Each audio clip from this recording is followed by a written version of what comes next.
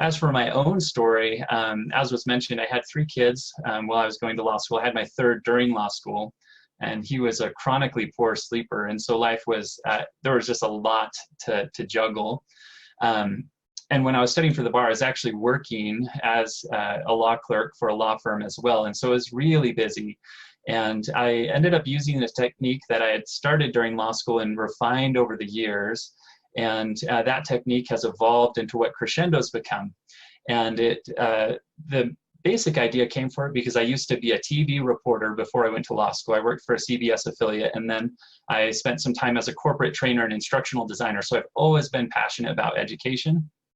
And when I got to law school and finals were coming around, there was just so much material to memorize. It was very overwhelming, and I didn't want to lock myself in the library all the time. I needed to go to the park with my kids. I needed to help clean the house, do dishes. I needed to take care of my own health by going to the gym or hiking or golfing. And so what I ended up doing is I made some outlines in audio form. And I found that any given class, if you're really careful about how you write it, you can sum up 90 to 95% of what you really need for that exam in an hour or less, which might sound crazy because you spend a whole semester going over so much doctrine, right? But when push comes to shove, really what you're going to be tested on, at least the vast majority of it, is just going to boil down to an hour or less of very tightly written outlines. And so I got all my outlines to under an hour, and I broke them into chunks. I didn't just listen to one full hour and then listen to that one full hour again. I listened to it in small subsections, and so I was able to listen to those chunks on repeat, and they were more digestible. If you study different learning methodologies, something that's been found to be really effective is this concept of chunking, where you're taking one chunk at a time. It's like you're building, one way we describe it in some of our tips and tricks videos that you can find on YouTube, is you're building with Lego bricks. You know, you don't assemble everything all at once. You know, you build the car, you build a wall, you build another wall, you build a roof, rather than building a little piece of each part at a time. And so I was building a wall and building another wall and then building a roof by listening to one little section of my audio outline on repeat until I mastered it. As I went through law school, I had some classmates that found out about my audio outline, some friends from a study group in particular that were really interested in them. And I'm like, really, you want to listen to my voice like all day? That's like super weird, or on your commute. So I shared them out. I mean, I think one important thing to remember, and if you're in law school right now or going to be in law school, is to not get wrapped up in some perception of just being hyper competitive. Collaboration is vital, even when you're competing against people for grades, because more important than grades or anything in terms of performance in law school are the relationships you create and the networking you create. And that's worth, to me, I mean, you can't put a price tag on the relationships that I created through my study group and through the help that we gave each other. Anyways, getting back to my story, I apologize for that little digression, but I do think that's a very important thing to remember. I think we get sometimes too competitive, and it holds us back as people from reaching our potential. Another thing that I kind of innovated as I was going to law school is I recognized that in order to keep everything together, it's helpful to have like a little summary audio that you could listen to at the end to just give you a bunch of hooks back to the big material. So you're not listening to everything again, but you're listening to something that puts the bigger picture and helps draw out the really important things. And so I started doing that. And so I did this all through law school. It paid great dividends. I was able to, and I kid you not, I'll just give you a couple examples. So for example, with my tort law exam, so when people are suing each other over money, like personal injury, that's torts. And most of you probably already knew that, so I apologize. But for those of you that are just thinking about law school, just some context there. I kid you not, I spent 2 days solid just at the gym shooting hoops. Like I was just doing free throws, and I got really good. Like I'm not a very good basketball player, but I was getting like 20 free throws in a row, you know, by the end of it. And I was just listening to my audio outlines, and it did wonders in mitigating my anxiety. I wasn't super stressed. I felt really good and healthy. There's been a lot of research about the importance of doing physical activities as you study. It just boosts your ability to function mentally and physically, obviously, as well, and makes you feel good about yourself. And so one way I looked at it was, look, I might not even do really well on this test, but at the very least, I'm going to feel good about my body. And so I used that to comfort myself. And then I ended up getting a 4.0 in that class. And I remember going through that exam, and I could repeat verbatim everything that was in my outline. And I don't have a crazy iron trap, steel trap memory, but just the process of exposing myself 7 to 10 times on repeat to that very condensed outline just made it a part of who I was. And so I used that all through law school. It was very helpful, in particular for exams that were closed book. And then when the bar exam came around, I used a traditional bar prep course. And just to be completely candid, I used Themis. And you'll notice there's a lot of similarities for all the traditional bar prep courses. They all have practice questions, and you've got to have those. And then they all have ways of delivering the basic information that you need to learn and study and retain. And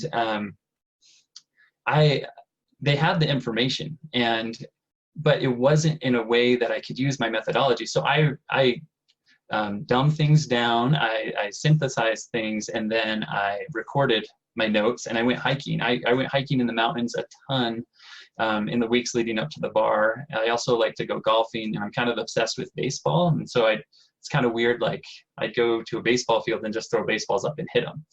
And I probably spent about half my time doing practice questions, and the other half of my time just listening and enjoying the outdoors and sunshine and helping around the house. And so the bar prep experience for me was actually really positive. I felt really good about myself, and I felt like I was able to keep things in balance so it didn't hurt my family. Like I didn't have to disconnect from them. And so it was a huge blessing. I had some friends during that time that approached me, and they're like, oh, I just want to use your audio outlines. Like, can I buy them from you? And because I just made them for myself, for my personal use, I didn't feel comfortable sharing them at that point because of copyright issues potentially. But I noticed, like, hey, maybe there's something out there. Maybe there's a way that I can share this with others, and it can be a blessing for them, like this approach was a blessing for me. And so I kind of put that in the back of my mind, and went in, took the bar. It was mostly uneventful, but I will say one thing, because I just think it's like super weird and kind of funny. The place where our bar exam was administered was right by a baseball field, and I like always have a bucket of baseballs in my car. And so this might be like the weirdest thing ever, but can you imagine someone going to the morning of their bar exam and then during lunch, like, oh, I'm going to go over to that baseball field and just go hit baseballs for a half hour? And that's what I did. And I was listening to my outlines again. And I just remember getting back into the afternoon. And usually, afternoon is when your metabolism after lunch, you can kind of get into a lunch coma, and people start getting sleepy. I usually get sleepy around like 2 or 3, and that's kind of heart of bar exam time. And so having done that little exercise and listened was such a huge help to me. And I think of, my bar exam experience, that afternoon is really what ended up setting me apart, because things were just flowing, and I just had a lot of energy and vitality in what I was doing. And I credit a lot of that to the exercise that I got and the fun that I was having. I was thinking, if I don't pass the bar, like at least I'm having a good time, and I had some really good hits. So anyway, so that's a little bit about my experience and how Crushendo came about. Now, after law school, I went and practiced law, and I still practice law, but I had this thought in the back of my mind that maybe I needed to do something with this idea of audio outlines and the methodology of just, small chunks, repeat over and over while doing something you enjoy. And, when you create something, it's far more memorable than when somebody gives it to you. The best way to learn is to teach, is what people tell you. And so some great advice you'll get from everybody is when you're going through law school, make your own outlines, right? Make them your own. And so I would say, if you don't use Crushendo, try this approach of recording notes and creating your own outlines and listening to them. if you don't take anything else away from this, like, do that, and that will help you significantly. I really believe that. And so I have this problem, right, where I'm creating a commercial product where we're giving people, not like spoon feeding them, but kind of everything that they need to know, but they're not getting the benefit of having created it like I created it. And so I had this question of, how do I create something that can be memorable and engaging and can become like somebody's own outlines just through the exposure to it, so it's not just another outline out there. And so I spent considerable time researching different memorization techniques and methodologies, and had some really good ahas in that process, and looked heavy into mnemonics, and in particular the method of Loci. I don't know if any of you are familiar with that. I'm just curious, any of you heard of the method of Loci before? You can put it down there, and Jerem, if you see anything pop, that'd be great. Okay, Thea's heard of it. Okay, so in a nutshell, the method of Loci leverages your spatial memory, which has been shown to be among your more powerful memories. So like when you walk into a building, and you walk out of a building, you can kind of see in your mind's eye the layout of that building. You can walk into it again through your mind, and you can remember some of the things in those rooms. And so this is old. It's as old as the Socratic method, but way cooler than it, and way more useful in my mind. Though there is some utility to the Socratic method, but the method of Loci, or memory palaces or memory journeys, are fantastic for memorizing things. And they also give you, when you're listening to the audio, an opportunity to create while you're listening, because you're not just listening, but you're imagining places and things that are described in the audio. And that's your own creation. We're not giving that to you. We do have some pictures in our written stuff that you can that can help prime the pump, if you will. But the method of Loci is really cool. So we incorporated that into our material, and then we took the basic idea that I had about summary audio at the end of a class or a course, or audio outlines, and we've evolved that now to become audio flashcards.